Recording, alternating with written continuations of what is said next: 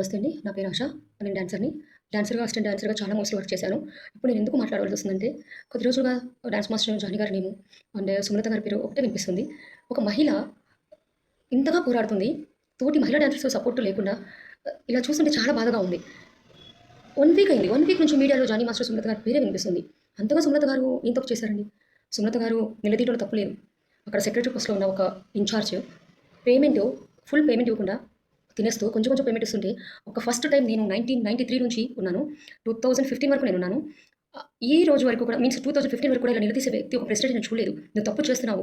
Dancers payment డాన్సర్స్‌కి మొత్తం వాళ్ళకే ఈ అమౌంట్ చెల్లుతుంది. ఈ అమౌంట్ అంతా వాళ్ళదే. మీరు తినాల్సిన అవసరం లేదు అని నిలదీయడంలో ఏంటండి తప్పు?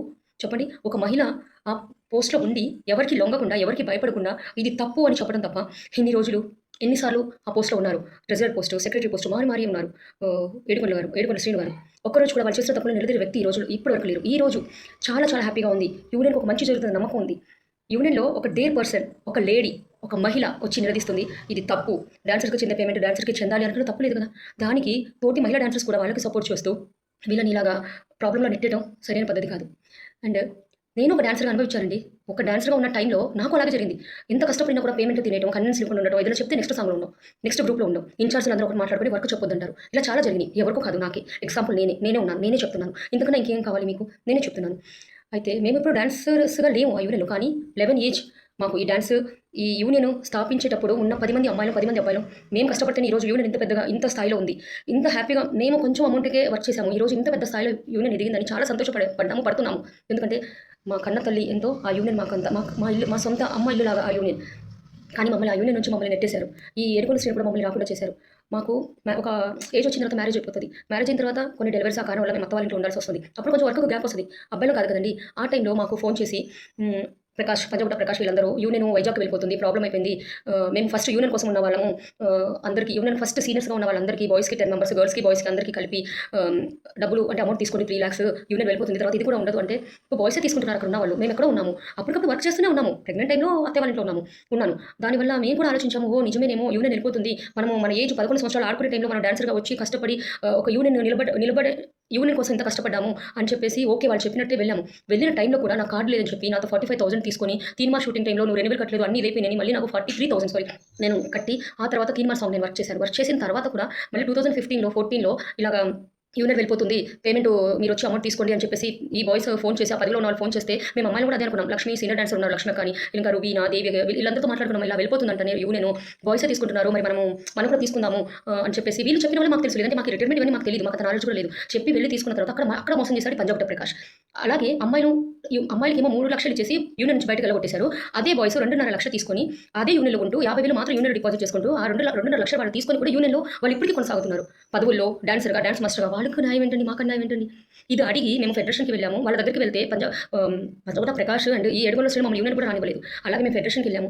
తర్వాత లేబర్ ఆఫీస్‌కి వెళ్తే అరే అమ్మాయిలు మరి వాళ్ళకి అన్యాయం జరిగింది కదా! ఆ అమౌంట్ తీసుకున్న అమౌంట్ ఇచ్చి వాళ్ళని మీరు జాయిన్ చేసుకోండి అంటే కుదరదన్నారు. ఎందుకు కుదరదండి? ఆ యూనియన్ స్థాపించే టైంలో ఆ యూనియన్ కోసం ఈరోజు ఇంత పెద్దగా ఎదిగిన యూనియన్ కోసం ఆ రోజు కష్టపడింది మేము 10 మంది అమ్మాయిలమే కదండీ! ఆ 10 మంది అమ్మాయిలు కూడా ఎవరు లేరు. ఒక 6, 7 అమ్మాయిలమే ఉన్నాము. కార్డ్ కోసం. ఆ రోజు కూడా మాకు అన్యాయం జరిగింది. అదే ఏడుకొండల శ్రీను మమ్మల్ని యూనియన్ నుంచి గెంటేసి యూనియన్‌కి రావద్దని యూనియన్ మెట్లెక్కనివ్వలేదు మమ్మల్ని.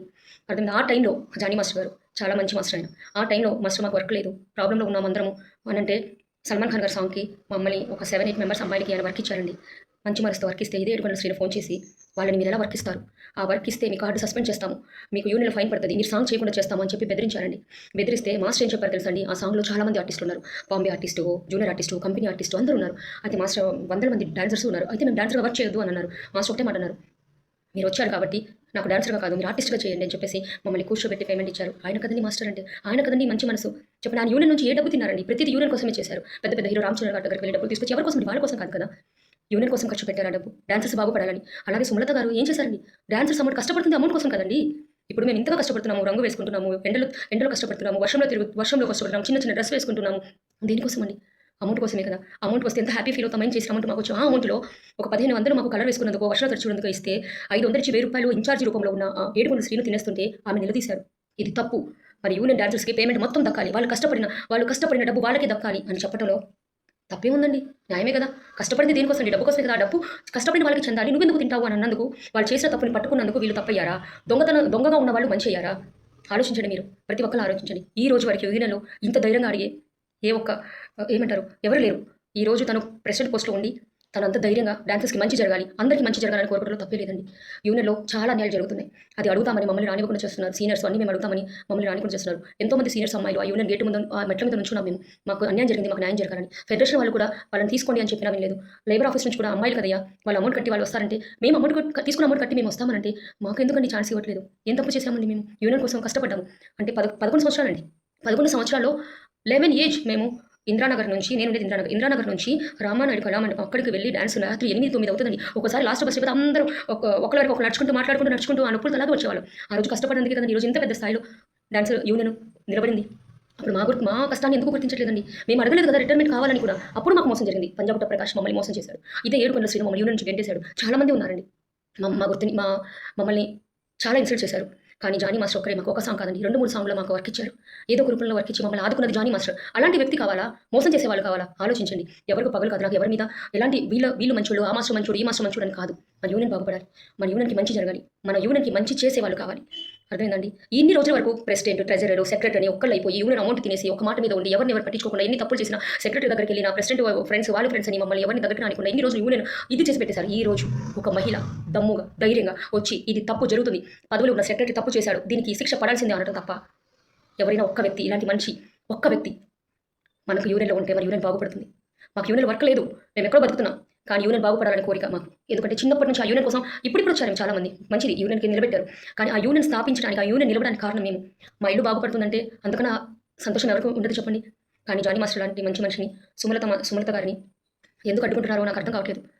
నేను ఏమైనా తప్పులు మాట్లాడితే క్షమించి, చాలా మోసాలు జరిగాయి యూనియన్లో, అవన్నీ ఇంకా ముందుకు తీసుకురావాలనుకుంటున్నాను. మా సీనియర్ డాన్సర్స్కి చాలా అన్యాయం జరిగింది. మా జరిగిన అన్యాయంలో మాకు కొంతగా అండగా ఆ జానీ మాస్టర్ నిలిచారు. వర్క్ లేకుండా కొంతమంది సీనియర్స్ పస్తులు ఉన్నట్టు కూడా జానీ మాస్టర్ నిలిచి మాకు అండగా ఉండి మాకు వర్క్ ఇచ్చారు. అలాంటి మాస్టర్ మాకు కావాలి, ఎప్పటికీ కావాలి, అందరికీ కావాలి.